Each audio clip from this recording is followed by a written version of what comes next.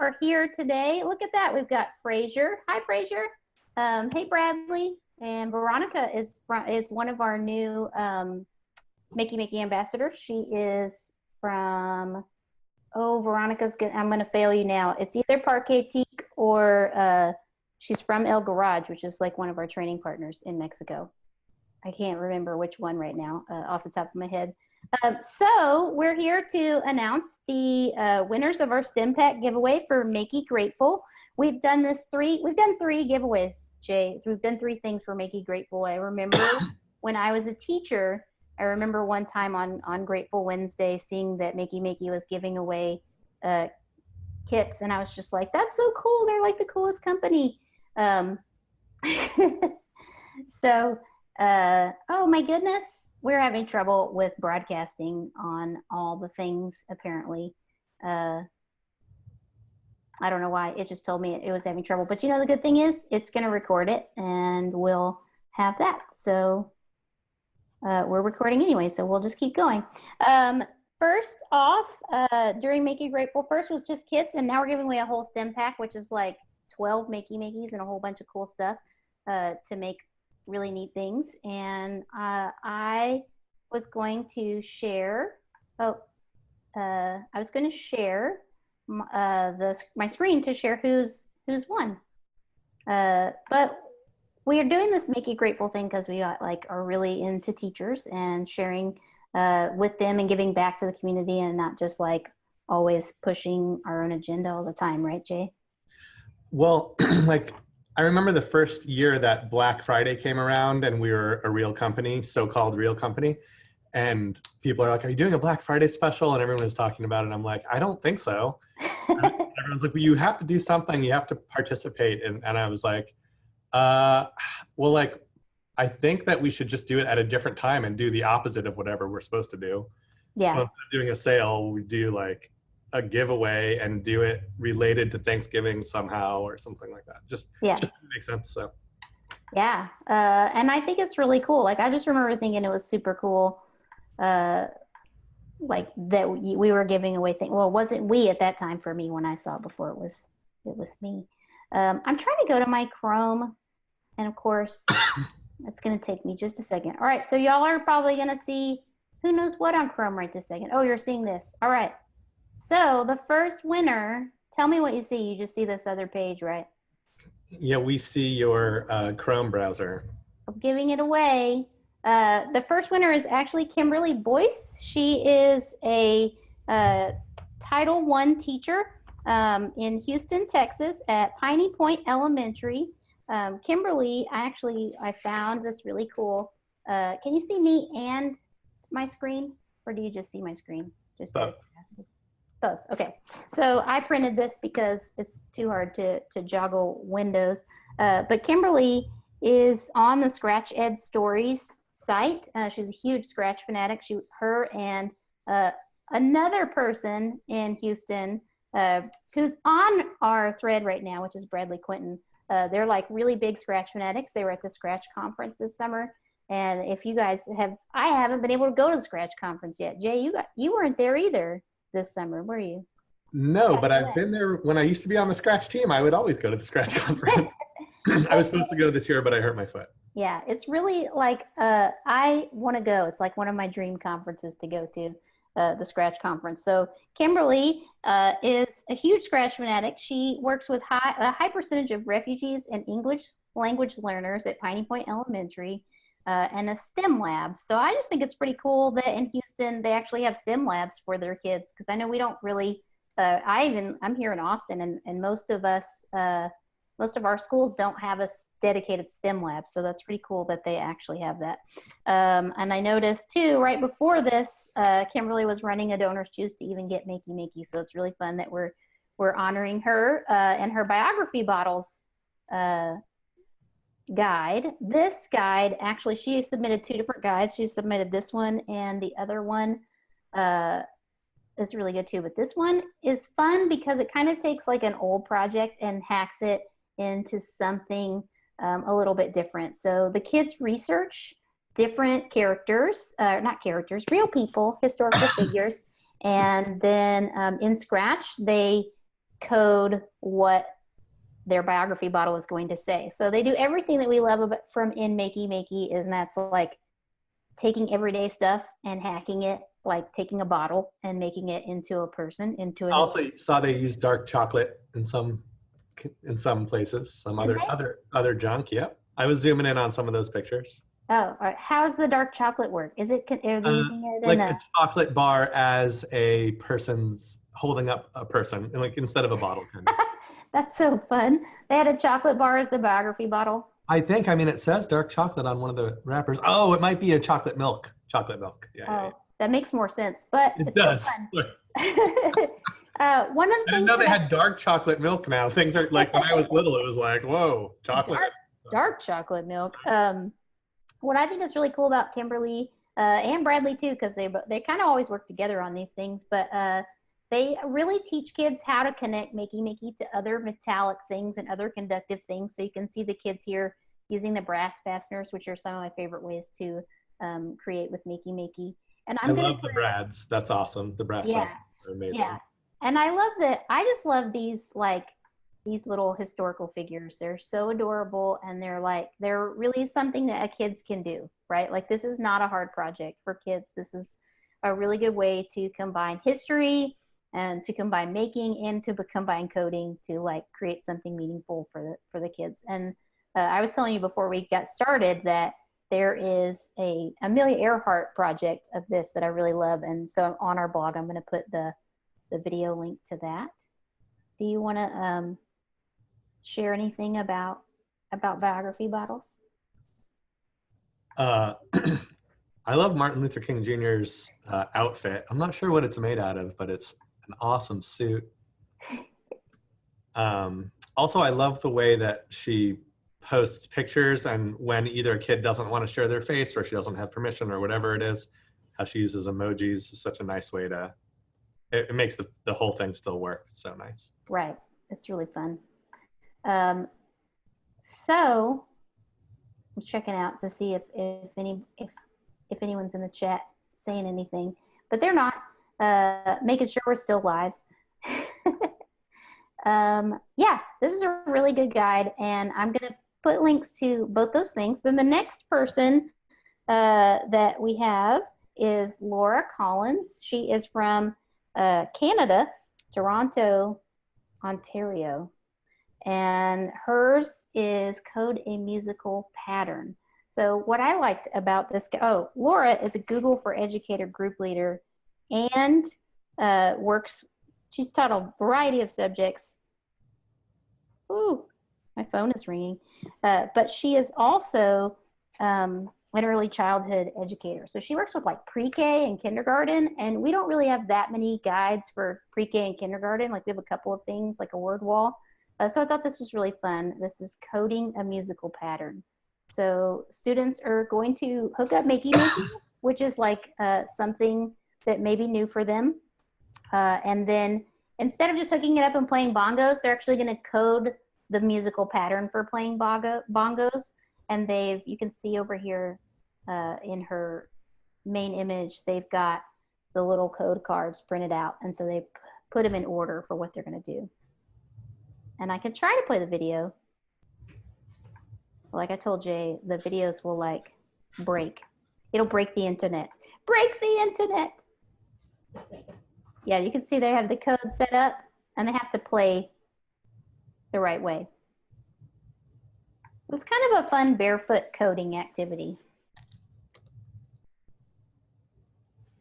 Colleen, when you were screaming break the internet, the mailman walked in and you were making him crack up. I really like I really like projects with patterning, and I really like when anyone gets a chance to take an algorithm or a sequencing, and break it into a domain that people are familiar with, in this case, music.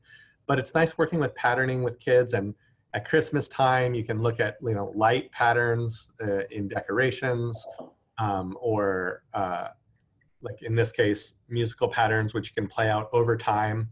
The nice thing about the musical pattern is that usually when you're playing a musical instrument, your finger is the program counter. If you want to make a analogy to how computer code works, where the code that's being executed at the moment has a pointer pointing to it, execute this piece of code, execute this piece. Well, in music, that's pretty much in your mind and your finger executes the note. In the case of the bongos, it's when your finger taps on the Play-Doh, and in your mind, you have a set place where you are in the musical notation going forward. So all this stuff just builds these intuitive skills, really not with the end point of coding, but with really just like coding being something along the way, that as you build these kind of skills, it creates a situation where coding can be part of how you express yourself. So it's just nice to deal with patterning in this context and to have a accessible project for the kindergarten age group. Yeah. And as you said it out loud, I realized that musical notation in the first place is like a code that you're following, right? I mean, you're following the musical scale. I don't know why I never really thought of it before, but to like break it out into the coding blocks of like which key is going to be pressed, I also think is a big deal. Like it may not seem like a big deal, but there are a lot of people that hook up Makey Makey and never understand that this is an arrow key, right? Like that they're pushing on an arrow key on the computer. Sometimes they hook straight to the bongos or the piano. I mean, they're matching the arrows, but they don't realize in their mind that they're pushing the arrow key of the computer, and that they could then go and code their own game that works on those presses. So that's kind of this builds coding intuition, and a whole bunch of work is going into teaching people to code right now, but nothing's going into laying the groundwork so someone can be successful learning to code. So a lot of learning to code really isn't about cognitive steps about how coding works. A lot of it is about preparing yourself in your body and in your past experiences. So and it's really not about learning to code only, right? And the reason music is linked to coding is because they're both abstract, symbolic reasoning. So both of them use abstract symbols in the case of music, musical notation, in the case of code, text or blocks on the screen patterned in a certain order. In the case of mathematics, letters or numbers or diagrams or drawings that represent quantitative reasoning. So all of these use abstract symbols to think with, and that's a very powerful thing that humans can do. And when you can use your body as a first introduction to abstract symbolic reasoning the way that music does, it lays an intuitive groundwork so that when coding comes around, or other abstract symbolic thinking, including reading, music, including scientific notation, including architectural drawings, all of these things, they all use abstract symbols. It's one of the most powerful things that humans can do. And so we need to lay groundwork for intuition for that. So it's nice to see a nice, simple, fun project that people can play with their bodies. Yeah, this is super fun. And I did a similar thing last year, but like where I printed them really large and laid the blocks of code out on the floor, and the kindergartners played computer and programmer and told each other what to do. So they told each other the code, like move forward one step, turn right one step. And even just like reading that way of reading code for them was a big deal, because they're like, at first they read it out of order, or they didn't realize to read from left to right, because they're just learning to read normal words too. Like, so it's kind of really a cool concept. And in that move forward, turn left, turn right world, that's using body syntonics, which every person has a frame of reference for what forward, right, and left is, and they can relate to their own physical internal state of being to understand that. So that's really nice when you build on an experience someone already is familiar with, instead of throwing someone into a new domain and using new examples. It's like old examples, new domain. Okay, thank you. Yeah. So that's why this one caught our eye. And I noticed Rachel said this was one of her favorite guides that were entered in our contest. I think you're gonna like this one. It's Makey Makey, an environmental difference. It's from Jamie Harbin, a STEAM integration coach at BB Comer Elementary, and I can't say this word. It's in Sylacauga, Alabama. I don't know how you say that. So sorry, Jamie. I probably totally ruined your name of your city. But she's in Alabama, and I forgot that I wrote all of what the team had said too. The team thought this one was really imaginative, and they really like the problem-solving aspect. So this one is about using Makey Makey and Scratch to design a futuristic school powered by alternative energy. So that's pretty fun. She has a lot of like how-to built in here, and a little bit of Scratch, but kind of really cool idea. Like, how can we make a futuristic place? Let's see if we can click bigger on the picture or not. So here's some of what the students made. for their futuristic town. But I like the idea of, I don't know if I can get out of it now. Shouldn't have just clicked on it. There are too many things going. Jay, talk about this picture while I figure out how to get off of it. I found it. Well, it is nice to have an opportunity to imagine, and at first, to like say, and as we'll see in an upcoming example of a winner, to draw pictures, a stage where you get to draw in your prototype, and then in this case, make a physical prototype, because it allows you to get one step closer to creating some future dream that you have. So like in the world of making, you don't just magically make something new. You start by thinking it and talking about it and then putting it down on paper. And maybe that paper becomes a little more 3D with some kind of a prototype, and then you make something new. So you get close, you close the gap between making something a reality one step at a time. You don't just jump that whole jump, and sometimes people can feel overwhelmed if they don't know that there are steps you can take to make things more and more real. Reifying an idea, realifying something that's only a thought, doesn't have to be in one big jump. So it's nice to see these prototypes of the future. What I also liked about her prototypes of the future is that she didn't just have them make them and then that was it. They actually had to present it in like a town hall meeting style, which is real. Like that's what people really do. And then the kids voted on which one they thought was like going to be the most effective, which one would be the best alternative energy design, not which one they liked the most, but which one was actually, made an environmental difference. So that's kind of cool. I think presentations are a great way to finish a project. In school, traditionally, a lot of times you turn a project in and the teacher judges them on some kind of a grade scale with certain criteria. And a nice alternative is to have everybody view something, have the person talk about their process, and sometimes that is enough. And in this case, the other people also voted. So it's nice to have other styles of an endpoint for projects. Yeah. And it's really nice for kids to like practice telling other people about what they made or why they did something. I have a background in art, and that was like one of the hardest things to do is to like talk about yourself and why you made something and what you did about it. And I think, like, I hate to say it, but with YouTube and Instagram and all social being like the beast that's taking over, like you have to be good at talking about what you're doing, right? Like you have to be able to share what you've done. And maybe you always had to be good at that. And true. When an architect reveals a building, I mean, this is what these pictures remind me of. Like, I want to hear about the struggles that not just the architect went through, but like the community and the architect together went through, and why they chose what they chose. It actually imbues a living presence onto the future of the building.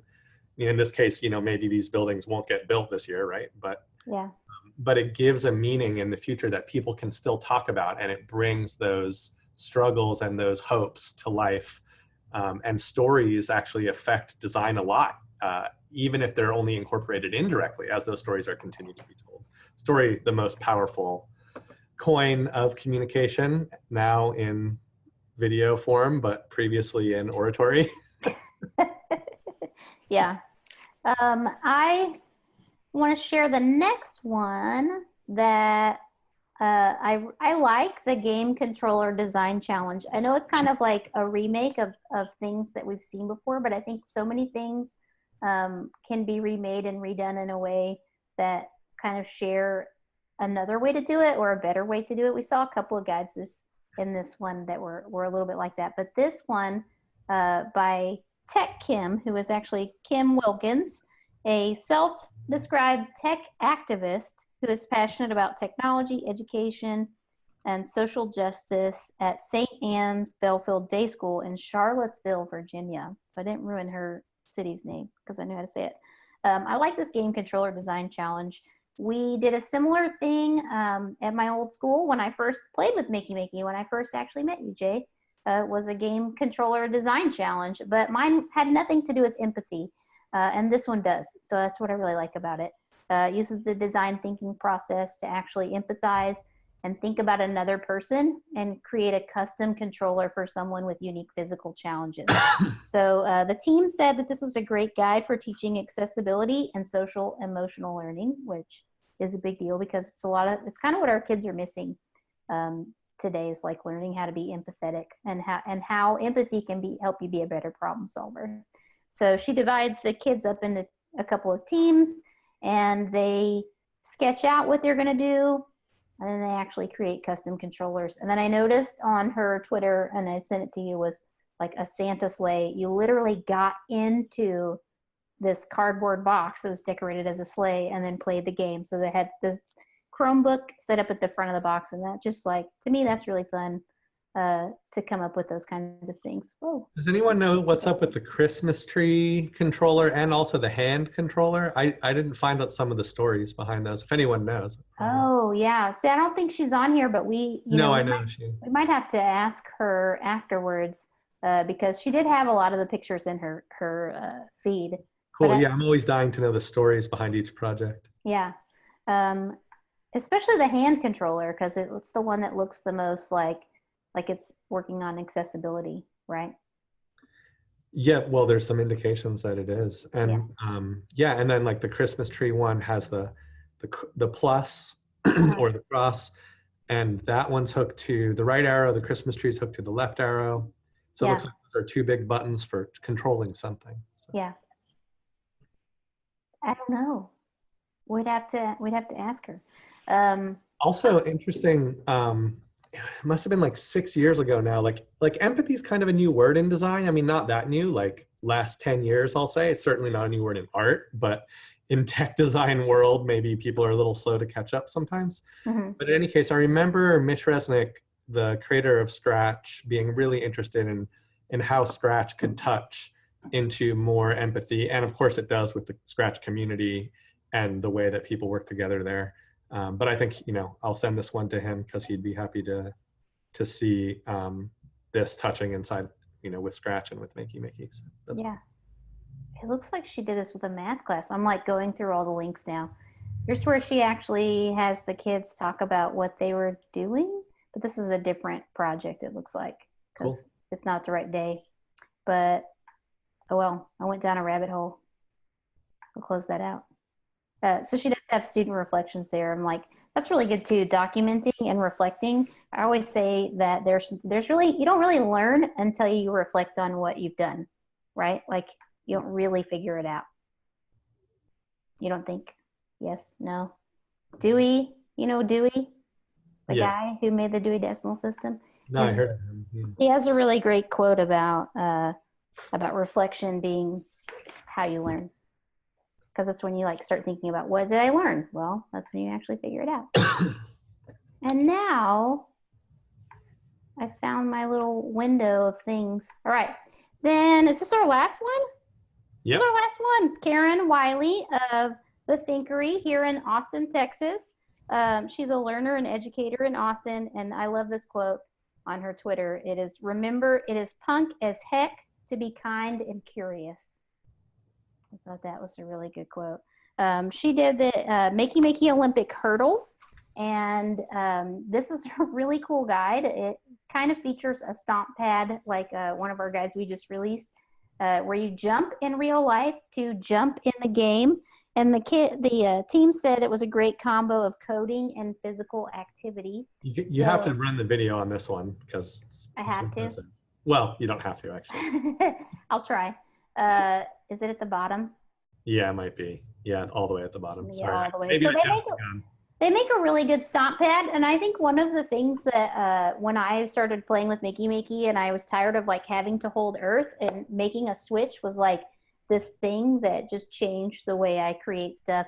In fact, today I've been sitting here making this really goofy recycled Christmas thing with switches, because it's just so interesting how switches actually work and how you can create things. And so they created this huge stomp pad, and that's one of the hardest things to do, is create something you can step on and it not be stuck together and always going off, right? Always completing the circuit.